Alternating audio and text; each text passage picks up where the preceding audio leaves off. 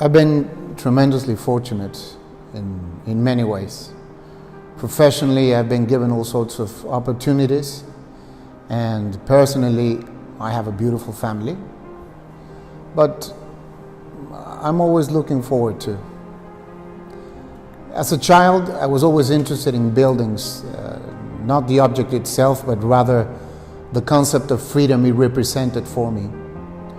So I guess that threading my imagination with the possibilities of what an object can become is what led me to become a real estate developer. Those in which people live their life intensively, where they get to feel where they live their present. And as a parent of two boys, I'm always biased towards buildings where families develop their most precious times. So instead of the tallest or the longest building, the continuity of an object throughout time is what excites me about a project. And the idea of a family spending their lives in a home, I guess that has been a fundamental fabric in any society. So I guess that housing projects have the kind of narrative that interests me. Instead of a strict analytical driven decision, I chose to ask, who's going to fill that space? What kind of architectural experiences can be created? How can I inspire someone to buy? How can I best represent what they want? And I guess that finding the answers to these questions has been one of the most satisfying challenges I faced as a real estate developer. Striving for simplicity. So what I do is that you start by taking a clean sheet of paper in order to shape a problem in the form of relevant questions. For example, you can design the climate of a project, but how can you design the spirit of a project?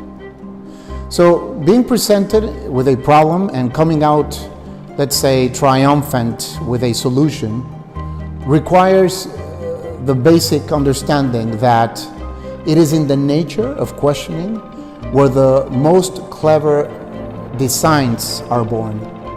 And this dialogue of questions and answers is central for the design process.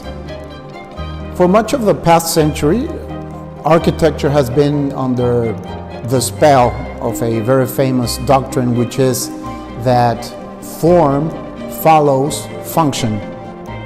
And of course, architecture is about function, but I wanted to propose another quality to it, that form follows fiction.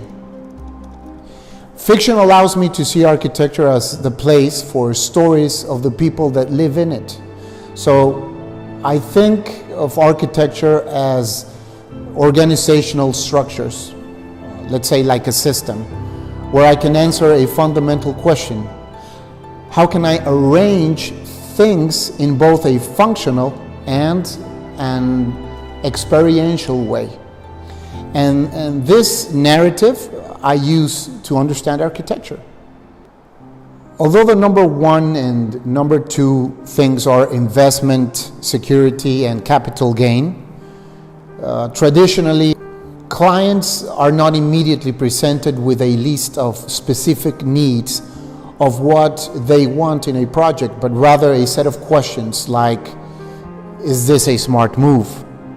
Do I like the architecture? What are the financial, legal, and fiscal implications for this investment?